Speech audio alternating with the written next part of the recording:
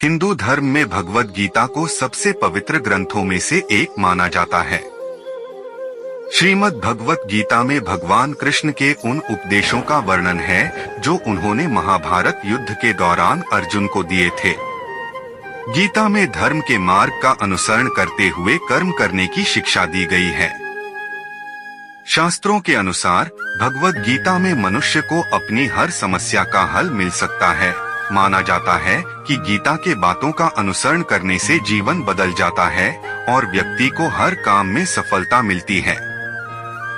गीता कर्म करने और जीवन में आगे बढ़ते रहने की प्रेरणा देती है। आइए जानते हैं गीता के उन रहस्यमयी बातों को जिसे हर मनुष्य को अपने जीवन में उतारनी चाहिए। आत्मा की शुद्धि। भगवत गीता में भगवान कृष्ण ने मानव शरीर की तुलना शरीर पर पहने कपड़े से की है। ऐसा कपड़ा जिसे आत्मा हर जन्म में बदलती है।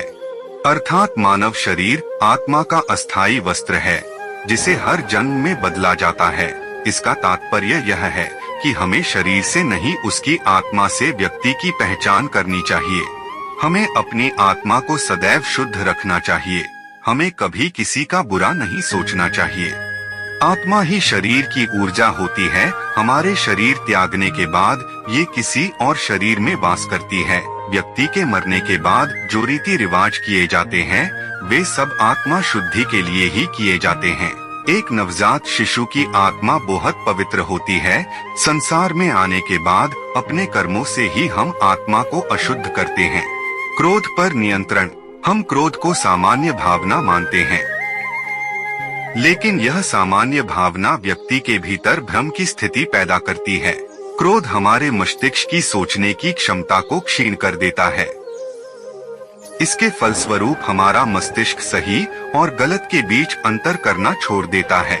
इसलिए व्यक्ति को क्रोध के हालातों से बचकर हमेशा शांत रहना चाहिए।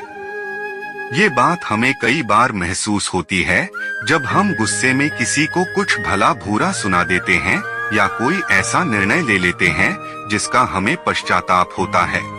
इसीलिए जीवन में अगर सफल होना है तो क्रोध पर नियंत्रण अति आवश्यक है। अधिकता। हमारे हिंदू शास्त्रों में एक लाइन बहुत ज्यादा प्रचलित है, अति सर्वत्र वर्जिते। किसी भी प्रकार की अधिकता इंसान के लिए घातक सिद्ध होती है।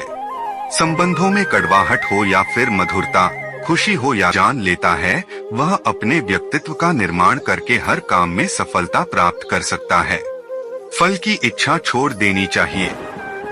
मनुष्य को फल की इच्छा छोड़कर कर्म पर ध्यान देना चाहिए, क्योंकि मनुष्य जैसा कर्म करता है उसे फल भी उसी के अनुरूप मिलता है। इसीलिए कर्मयोगी को कभी भी फल की चिंता नहीं करनी चाहिए। किसी भी कार्य को टाले नहीं। श्री कृष्ण कहते हैं कि कभी भी किसी काम को टालना नहीं चाहिए। निश्चित समय पर अपने काम को पूरा कर लेना चाहिए। अगर कोई व्यक्ति ऐसा करता है तो वो हमेशा सफलता को प्राप्त करता है। वहीं अगर आप हमेशा अपने कर्म से भागते रहेंगे तो आप जीवन में सफलता हासिल नहीं कर पाएंगे।